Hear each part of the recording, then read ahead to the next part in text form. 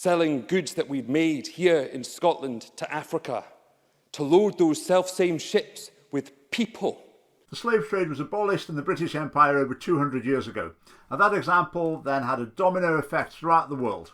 Now, William Wilberforce was one of the key figures, and he won the argument in the nation, basically by showing the horrors of the conditions slaves were kept in, the mistreatment they were subjected to, but also, more importantly, the fundamental wrong of kidnapping and owning other human beings. So whereas slavery had previously been fairly universal, there weren't many societies through human history where slavery wasn't a factor. And it moved to the stage where now it's more or less universally acknowledged that slavery is a bad thing. Now, what we're going to see here is a debate in the Scottish Parliament where MSPs are queuing up to condemn slavery, which is hardly controversial, is it? But this is obviously prompted by the Black Lives Matter movement. So this debate raises some very interesting issues around slavery, statues, etc. Now, during this debate, I'm not going to tell you who the MSPs are. I won't tell you which party they're from. To be honest, because it doesn't matter, because all the parties say the same thing. We cannot forget that we once enabled the terrible practice of slavery. It is clear to me that roots of the entrenched structural racism that continues to pervade global society are firmly based in the historic enslavement of black people, mainly from African countries. Racism has allowed white people to determine black people as a subhuman class, treated as chattel, as property. By reducing black people to this status, it salved the collective conscience of white people over the world to justify their barbaric acts, and we should all take responsibility for that. So according to our MSP, slavery is all about racism. That's just not true. Slavery has been implemented by every race, and every race has been a victim of slavery at some point. Often slavery is intra-race, it's within a race. I mean, in England, slavery was sort of more or less abolished around the year 1100. It carried on in Scotland and Wales for quite a while after. But then it was reignited. You could say racism reignited it with the Transatlantic slave trade, very possibly. But between the 6th and the 19th centuries, it's estimated between 1 million and 1.25 million Europeans were captured by Barbary pirates, Barbary slave traders, sold as slaves in North Africa and the Ottoman Empire. That included from Britain. They would come and kidnap people, particularly from the south of England. Now, just before the slave trade was abolished in 1807, just a few years before then, there were miners in Scottish collieries whose relationship to their employer there's good reason to describe as a form of slavery as well. So that certainly wasn't racist, was it? If we go think about the transatlantic slave trade, before that started, what was happening in Africa? Well, Africa had a pretty busy internal slave trade already that was flourishing. So when the transatlantic slave trade came along, the infrastructure was already there to some extent, and the Africans were used to enslaving each other and selling them. So it was just a new customer to sell people to. So the Africans went over to America. The ones who went to South America generally had a far worse deal. They're often just worked to death in pretty short order. They were taken by France, Spain, Portugal. Why is there not such an outcry about that? Probably because France, Spain and Portugal, none of them are the world's leading capitalist superpower. So there isn't much attention on that. But these slaves, how were they captured? The picture people try to conjure up is often, white men going into the jungle with nets and catching black slaves. But that's not the case at all. The slave trade there already existed. And the way it operated was there was often constant warfare between the different kingdoms, tribes in Africa, and they would capture slaves from each other and then trade them with Europeans for money or often for guns to help them in their pursuit. So if someone's of African heritage, now if they came from Africa, it may be that their ancestors were slave traders, it may be that their ancestors were slaves. If their ancestors were slaves, that might just be because they happened to be on the losing side. Maybe if they'd been on the winning side of some battle years and years ago, maybe they would have quite happily enslaved the other side. And when the Atlantic slave trade came to an end, the prices of slaves dropped dramatically in Africa, and the regional slave trade grew again. The slave trade in Africa continued after the British Empire had abolished slavery. So this narrative that with slavery, the big picture is white people bad, black people victims, that's not just simplistic, it's willfully ignorant. Now, if you think about, say, black people in the United States of America, yes, a lot of their story is their ancestors were there because of slavery, and they were innocent, and the white people mistreated them in a lot of ways. But the big picture around the world, slavery is not a race issue. It can't be, that picture can't be universalized. I mean, what about other races as well? We're talking about black and white. What about, Indians, Arabs, etc., all involved in slave trading as well in their own way. So why do they do that? Why do they want to make it a black and white issue, so to speak? Well, it so fits with their social justice, power struggle between groups, global conflict model. You always have to divide society into the oppressor and the oppressed. The oppressed need liberation, and you've got to keep it simple. You've got to keep the story simple to fit that narrative. Any sort of nuance and complication, you really haven't got time for that. There's got to be oppressed and oppressors. And the idea is that you think that the current system is so evil, its history is so evil, it's currently so evil, that it just needs to be overthrown, and we need to start again building a socialist utopia. So these people, they don't actually want harmony in the short term. They want grievance in order to exploit it for political purposes. The people who are allegedly oppressed, they can gain their support by offering special treatment, saying we're on your side. The people who are in the alleged oppressor groups, well, they can virtue signal by showing how enlightened they are, by realising they're in the oppressor group, but they're also happy to go along with it because they've also got the same political ends at the end of the day. So the MSP said we should all take responsibility for slavery. Who's we? The British? I mean, including Britons who came from Africa relatively recently? Are they responsible for it? I mean, that doesn't make sense, does it? I mean, what about someone who was living a sort of subsistence existence on the Isle of Lewis, just fishing and crofting? Are they responsible for it? Can't quite see that. But I don't think that's what she means. When she says we, I think she means white people. Well, no thanks. I've explained why slavery is not a race issue, but even if it was, there's no such thing as racial responsibility.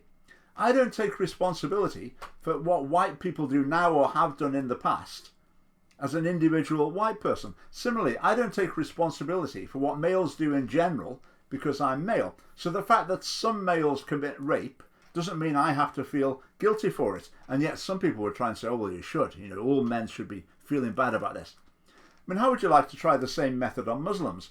All Muslims should feel guilty because of Islamic terrorism. Well, of course they shouldn't. The same people who think all whites should feel guilty, all males should feel guilty, they'll be horrified at the idea that all Muslims should feel guilty because of the actions of a minority of Muslims. They're so inconsistent. To recognise the structural inequalities that still exist, we have to face up honestly to the cruelty that was enacted on an industrial scale. By individuals, yes, but with the entire apparatus of nation-states behind it. Yeah, Britain did wrong and we need to face up to it. I think we already do. I mean, is there anyone really who refuses to do that? Very, very few. A lot of people are just generally ignorant of history, however. Should the statue of Churchill be there or not, do you think? Well, I've heard many arguments on both sides. Some say that he's a racist, some say that he's a hero. I haven't personally met him. Okay, Britain should be ashamed of its involvement in slave trading. But also, Britain abolished the slave trade worldwide to a large extent. It led the world in this regard, and it had a knock-on effect. Lots of other countries abolished the slave trade as a result of Britain's positive moral lead. The Royal Navy imposed the ban on the slave trade, again, around the world. There's warships stopping slave vessels from carrying out their business. That's a proud heritage, isn't it? How much mention do you think that got in the Scottish Parliament? 0. Not a single word. The Conservative Party, the party of William Wilberforce, the man who worldwide led the movement, was at the spearhead of seeing the slave trade abolished. Did they have anything positive to say about him? Nothing at all. When they talk about knowing history in the Scottish Parliament, what they mean is knowing the bad bits and ignoring anything remotely positive or anything that might inspire any degree of patriotism or pride. Even the abolitionists thought that the slavers deserved a reward instead of a punishment for their crimes against humanity. We're plumbing new depths here, aren't we? This is Patrick Harvey saying that the abolitionists were actually bad people because they were pragmatists. They realised there were vested interests at play and they needed to bypass them. As far as they were concerned, the most important thing was stopping slave ships sailing, people dying crossing the Atlantic. That terrible treatment. They just wanted to stop it at all costs. And in order to do that, they had to make some compromises. Patrick Harvey's not interested in that, just they're bad people. They were actually heroes, committed to their cause, devoted their lives to that cause and won the day against some pretty ingrained selfishness in society. But according to Patrick Harvey, they're the villains. Not a single MSP had a single positive thing to say about the world-leading British abolitionist movement. Then when Patrick Harvey takes a swipe at it, who comes to their defence? No one. Not a single MSP. So Patrick, what's the problem with William Wilberforce and his allies who got the global slave trade stopped? They're a bit too white? A bit too male? A bit too conservative? A bit too Christian? Lived a bit too long before 1960? Not quite Marxist enough? It's disgraceful that their memory is dishonoured and neglected by this bunch of MSPs who are oh so brave to condemn slavery 200 years later, when it takes no vision, no courage, and there's no risk. Now, Jesus once had a go at some people, and he said they honour the prophets of previous generations, but they reject their current prophets. The MSPs are even worse than that. They can't even recognise the prophets of previous generations, and that goes for every party in there. It's absolutely disgraceful. We need to be clear-eyed about our history, both in the context of the current Black Lives Matter campaign against police violence, but also in the wider context of our nationhood and what it's built on. And we need to be rational enough to recognise that this isn't some binary issue, but one of immense complexity with hundreds of strands threading the globe down the years. Now at this point I thought at last we're going to get some balance. Ruth Davidson's going to say something like this. It's a complex issue what the nation's founded on. I mean, it's not just slavery. I mean, it ended 200 years ago. What about the Industrial Revolution? What about huge international trade after the end of slavery? I know that was in an imperial context, but it was often mutually beneficial trade.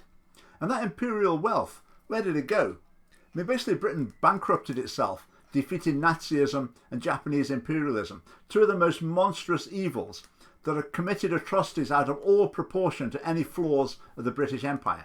And after the Second World War, Britain was basically broke, having, not quite single-handedly, but having, to a large extent, saved the world from tyranny. We then went on to face down communism, another serious threat to freedom and prosperity. Now, I wouldn't think Patrick Harvey's too keen about that. Now, the other MSPs are saying, let's forget all that. What Britain's founded on is slavery. So is Ruth Davidson going to offer this balanced perspective that I've just laid out? No. It is possible to acknowledge and condemn our country's part in American slave ownership, while recognising that the model of policing in Scotland in 2020 is not the same model of policing adopted in a number of police departments, states and elected sheriffs across the US. So Britain may be founded on slavery, but that doesn't mean that the Scottish police are as bad as the US police. That's Ruth Davidson's idea of balancing the discussion. You just despair, don't you? Patrick Harvey's amendment calls for the establishment of a slavery museum to address our historic links to the slave trade and expresses regret around the fact that so many monuments and street names still celebrate the perpetrators and profiteers of slavery. Yeah, I'm up for that, the Slavery Museum. I like museums. That would be fascinating to learn more about Scotland and slavery. I went to America a few years ago, went to a plantation in South Carolina, saw the huts where the slave lived. It was very educational, bought a couple of books. Very interesting with this one, and this was interviews with some of the last slaves just when they were very old, in the 1930s, I think. Fascinating stuff. So this museum could be really good, but what will it be like? You know what it's going to be like. It's going to be pushing the message, white people bad, black people innocent, white people need to feel bad about slavery. Slavery is all about racism, whites, you should feel responsible for it in some way. Then the last room in the museum, what's it going to be? You know what it's going to be, don't you? The fight goes on. We've never achieved justice. There are still not enough black MSPs in the Scottish Parliament or whatever. It will go on with this cultural Marxist message. The Conservative Party will sign off on it, and it will contribute to the nationwide social justice indoctrination programme that's already in action in our schools. A recent report from the United Nations Committee for the Elimination of Racial Discrimination recommended that the Scotland schools curriculum should contain a balanced account of history of the British Empire colonialism, including slavery and other grave human rights violations. Now, of course, we can't just leave all the indoctrination to the museum. We need more indoctrination in schools as well. Now, British history is already taught, as far as I'm aware, warts and all. I mean, their idea of balance seems to be that you just focus on bad aspects. So imagine the situation, black kid and white kid sitting next to each other in class, and they're being taught the white kid should feel responsible, should feel guilty, and the black kid should feel like he's been a victim of history, and that's still affecting him to this day. While the white kid might be descended from an abolitionist and the black kid might be descended from slave traders, for all we know. But it just sows division in that friendship. How does it help? I mean, might someday that boy just start to think, oh, the black boy tend to think, oh, typical white person. Just leave them to get along, they will. There's no need to inject irrational race grievance into a happy friendship. Now, I should have had another clip to show you at this point, but I actually must have deleted it by mistake. I couldn't bring myself to watch through the whole debate again to find it. But one of the MSPs complained that in history as taught at school, black and minority ethnic history is only a minor part of Scotland's story. Which, of course, is true. I mean, it's just a fact, isn't it? I mean, don't need to explain that. We don't need to rewrite history. When people come to Scotland or come to Britain at any stage, they can come and share in the story of the nation. National identity, the national story, is not genetic. Race doesn't matter. If we're saying to people, this history isn't your history, you need a special sort of history, that's excluding them from the mainstream of national life. That's the great thing about nation states. You can integrate anyone into them. You come and share in a sense of community and share in a sense of history as well. But that's not what these people want. They want LGBT history, because LGBT people, well, they can't relate to the rest of history. They need a special bit of history. We need women's history. We need black and minority ethnic history. Every one of these groups needs a special sort of history, which is just nonsense. Scotland's got a history that includes all sorts of people. Just tell the story of Scotland and of Britain, and everyone shares in it. Right, we're now moving on to the issue of statues of people connected with the slave trade. And we're going to hear from a Conservative MSP.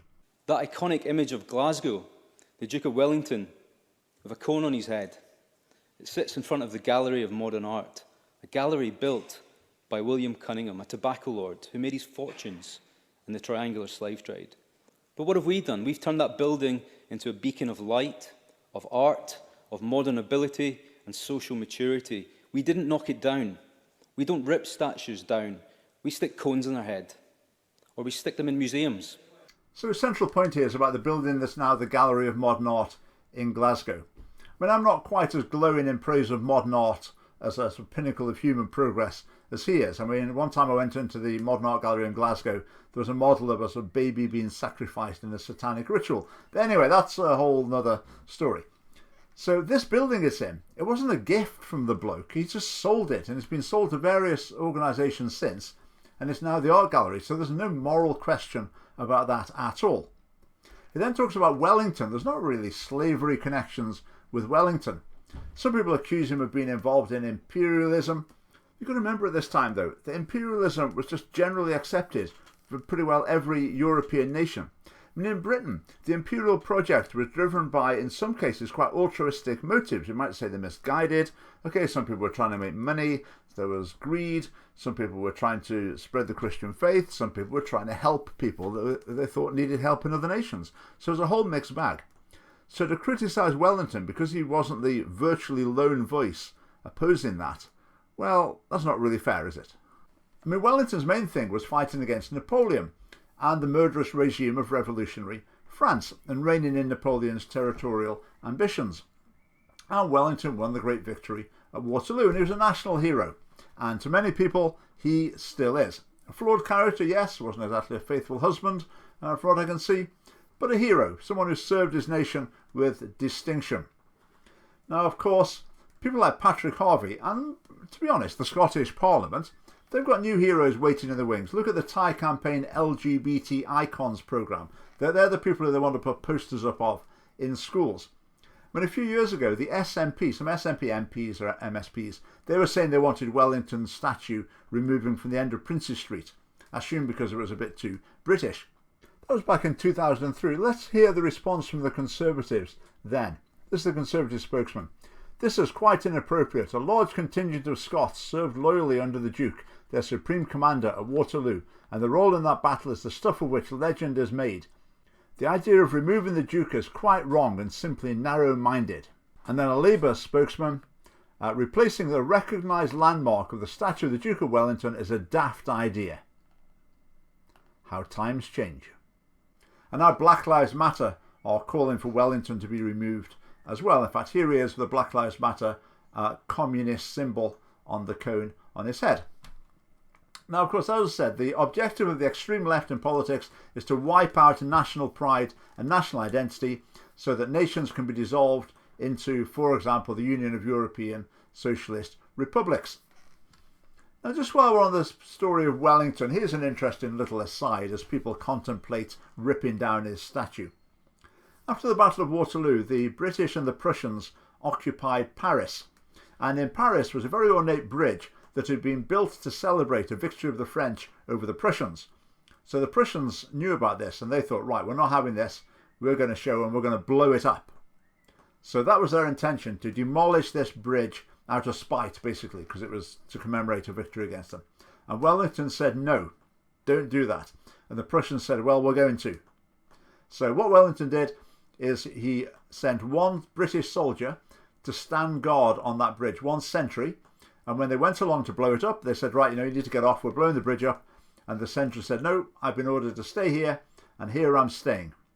And so the bridge was saved, and it's still there to this day.